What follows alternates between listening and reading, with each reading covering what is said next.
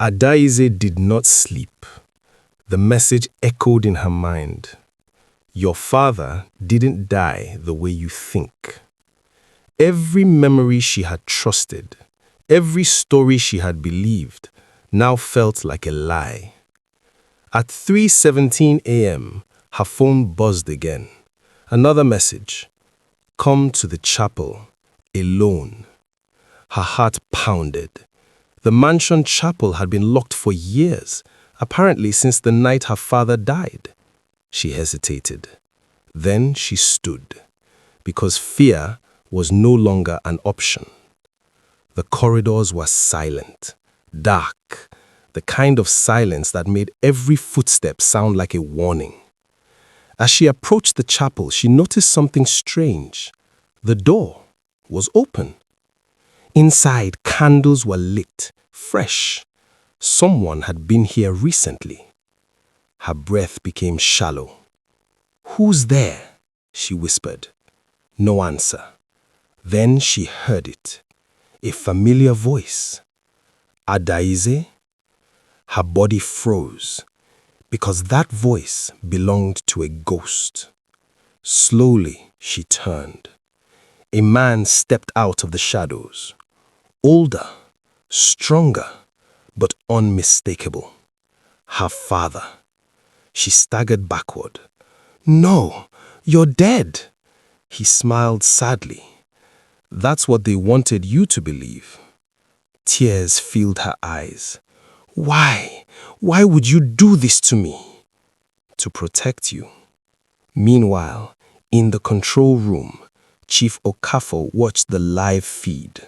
But this time, his face was pale, because the camera in the chapel was not one he installed. Back in the chapel, Adaeze's hands trembled. All these years, you were alive? Yes. While I suffered? His voice broke. If they knew you were my daughter, you would have died. Who are they? She demanded. He hesitated. For the first time, Adaeze saw fear in his eyes. The people above the chief. Her chest tightened. You mean you worked for them? He nodded. I built their empire. Flashback. Dark rooms. Powerful politicians. Oil deals. Secret contracts. Violence. Control. Nigeria's elite. Invisible, but everywhere. They control governments, elections, businesses, wars. Adaeze's voice shook. And the chief? Just a servant. At that exact moment, Chief Okafor slammed his desk. Prepare the cars, he ordered. They broke the agreement. For the first time, the hunter had become the hunted. Back in the chapel, Adaeze whispered, Why come back now? His eyes softened. Because they want you. Her blood ran cold. Why? Because of what you inherited. The will? He shook his head. No, something much bigger. Suddenly, footsteps echoed outside, heavy, organized, armed. Adaeze's father turned toward the door. They found us. The lights went out. Gunshots exploded in the darkness. Adaeze screamed. Hands grabbed her. She fought, kicked, struggled. Then, a gunshot. Close. Too close. Silence. The lights came back on.